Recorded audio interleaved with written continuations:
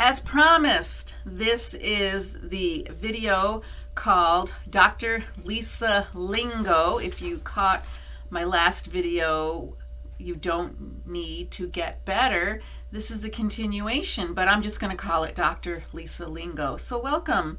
I'm Dr. Lisa Ann Homick from Homick Advanced Chiropractic and Brain Sense Telehealth Self-Discovery Sessions. And this is your episode of Brain Snob. And I would like everybody to be a brain snob. Why? Because that means you know more about the brain so you can give yourself amazing life experiences. Remember, the brain makes the body, you make your life. How's your life right now? We need your full participation in the world, and you cannot do that with an impaired brain. Half healthy is still half sick. I want to fill in the gaps. I want to fill in those holes, the leaky parts of the bucket. We don't want that leaky bucket. So half a solution is still half a problem.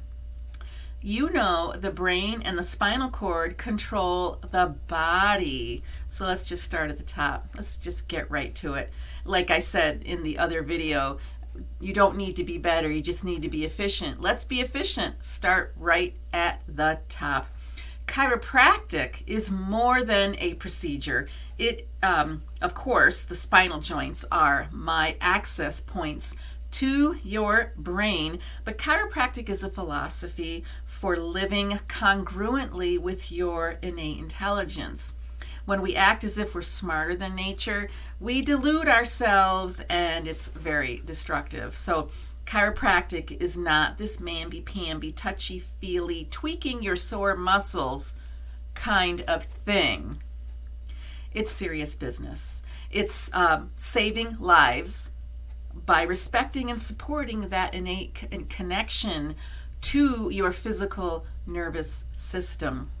So thank you for being here. Let's talk mind, spine, intelligent design. And Dr. Lisa Lingo, it's a handout I created, more than a year ago now, and I seem to have added new words because I think there are words that I prefer. I have a preference for words that are more opening to positivity, more opening to understanding your body and the healing process and how we need to work with the body, not against the body. And I have a list of words that I would like us to kind of bury and forget about and be more likely to use my preferred words. So here it is, the handout, Dr. Lisa Lingo. Some of this may sound familiar to you because I made this video about a year ago.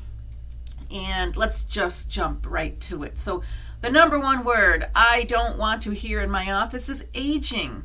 Don't need to. We don't need to say I'm aging or that's a part of aging. No. If you've been on this earth longer than other people, all that means is you've had more time to build up toxins in your body. That's all. So when you are toxic, your cells get too stiff.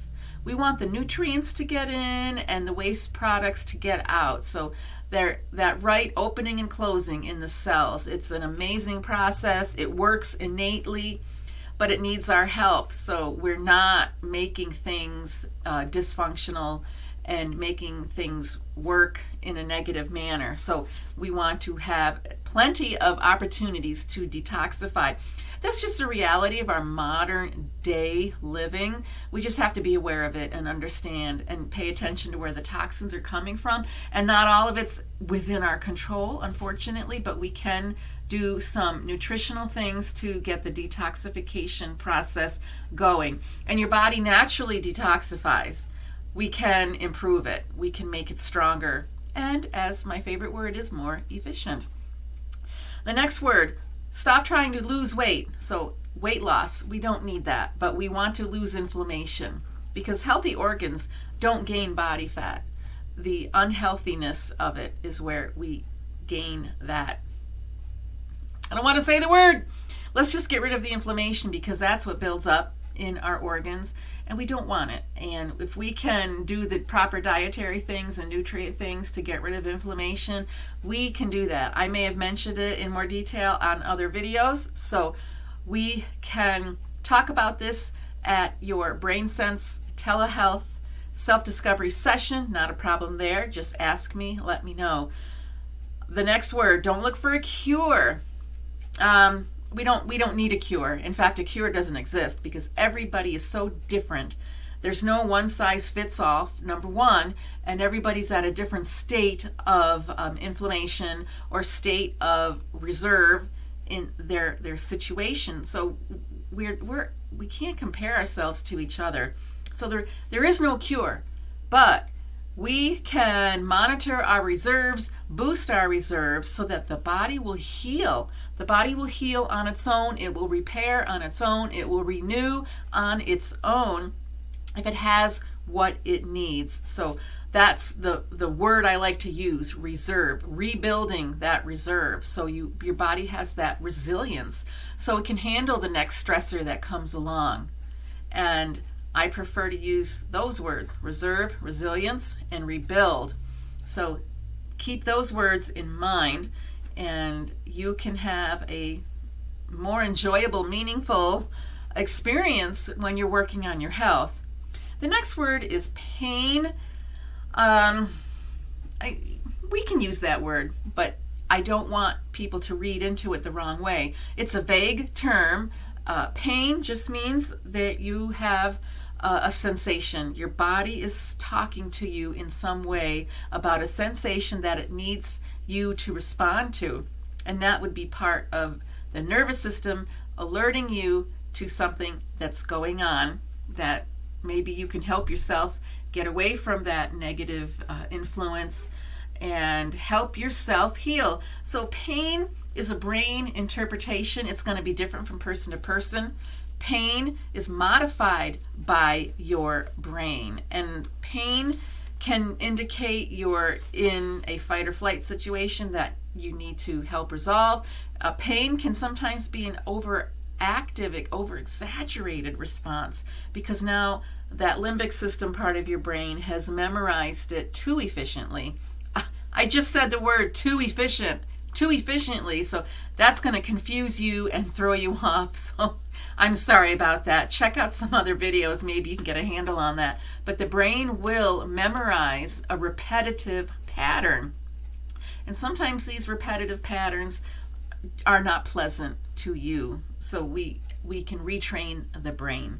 Just like we can train ourselves learning to ride a bike, for one example. Learning to play the piano, for another example. We can do that. So pain, understand the meaning of pain, and that'll help you get over any hurdles where you are too anxious about what the pain means. Stress, that I call that a wasted word because we ignore it. We just use that word so often. It's like the sky is falling, Chicken Little. Nobody wants to hear about it anymore. I would like you to use the term life balance, because that clearly tells us we've got too much of something, not enough of something. Too much work, not enough rest. Too much sugar, not enough meat and vegetables, things like that. Too much caffeine, not enough real hydration. You get the picture. Life balance. So we want the appropriate amount of work and rest, time management when it comes to how much time you spend on work, for example, how much time you put into your relationships with other people, how much time for your personal purpose, life balance, and understanding what mind-body activities are going to overburden your cortisol, overburden your insulin levels, and that causes the inflammation. So these good habits, life balance, it's just a nicer way of looking at things. Put your life in balance, because stress, we tend to just ignore that word and just laugh it off. Oh yeah, I'm so stressed. Ha ha ha ha ha. And then we do nothing about it. Here's the next thing on my list. When somebody says, I can't do that, what you're really saying is, I'm overwhelmed with brain drain and learned helplessness. And I see it on when people struggle and say, I don't understand why I have this, why I can't do that. and I try to give people some explanations, point them in the right direction, and it is challenging. And if you've got a drained brain, you're lacking the nutrients so you can think well, if your prefrontal cortex is shut down because that limbic system back here is just going gangbusters too much, you cannot make healthy decisions. When your prefrontal cortex is deprived of oxygen, you're not going to be good at problem solving. So if you can't do that, I understand you're overwhelmed. So we've got to dig through all that and help you get control over that. So we want to focus on the brain healing and make better decisions, because that fear and hesitancy, that's part of the limbic system stuck in that overwhelmed patterning from just repetitious overwhelm and patterning. More words that keep us stuck. I'm now on page 2. There is no disease. Now that's going to sound pretty rebellious of me to say that. There is no disease, because you don't get disease. It's more appropriate to say your body's in a preoccupied state. A preoccupied state of some type of metabolic inefficiency. Rather than concentrating on the thousands and thousands of different diagnoses, let's just get you out of the preoccupied state. If your limbic system is the dominant state, you're not going to be in that vagus state of healing. If you're in that fight or flight state or that freeze or faint state, we want the sympathetic nervous system and the parasympathetic nervous system at a balance. And you, rather than concentrating on naming a group of symptoms, we just give your body what it's asking for. What state are you in? What is that preoccupied state of your nervous system that's not letting you feel like you're enjoying life right now?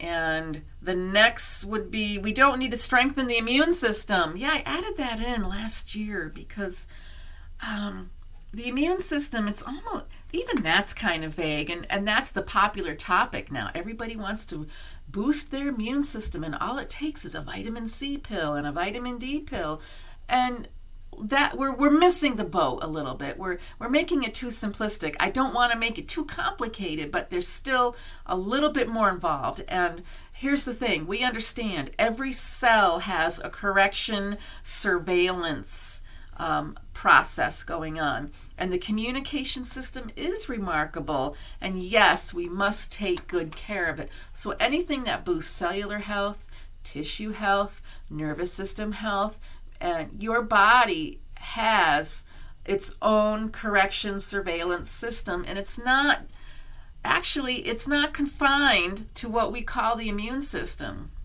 So the immune system is considered the thymus, the spleen, and your lymphatics. So we've got all these different things we call the immune system, but it's everything.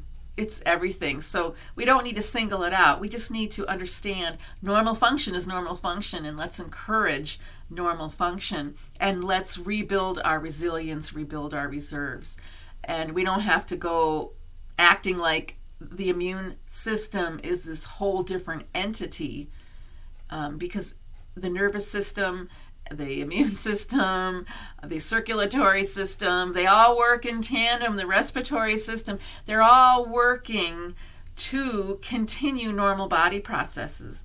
And they all kick in harder when you are in the defense mode and the healing mode. So I just don't want to get too bogged down in what we call the immune system.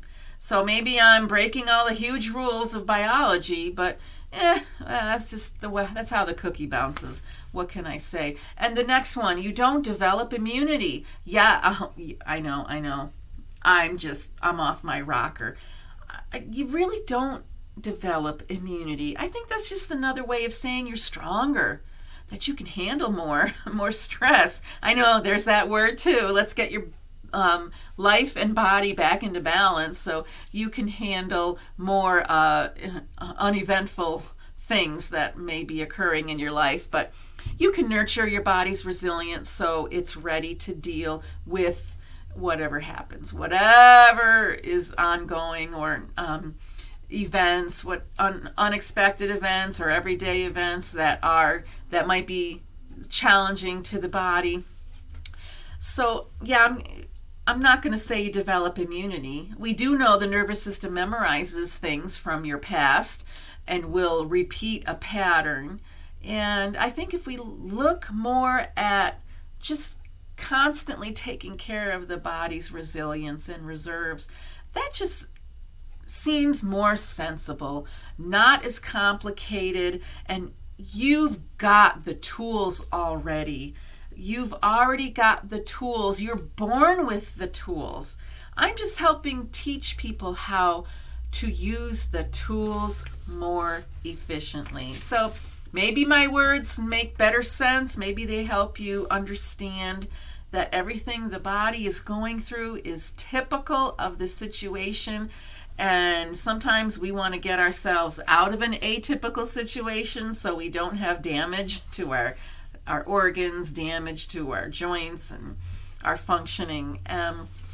So these are just the words I like to use because they put you in a more positive state where you feel like you actually have control over your body. You have the empowerment. You're empowered. You know what your body needs. We don't need to be anxious because that adds more fire to that inflammation. We don't want that. We want to be excited to be alive. And when our body is in that healing state, we accept it and say, thank you.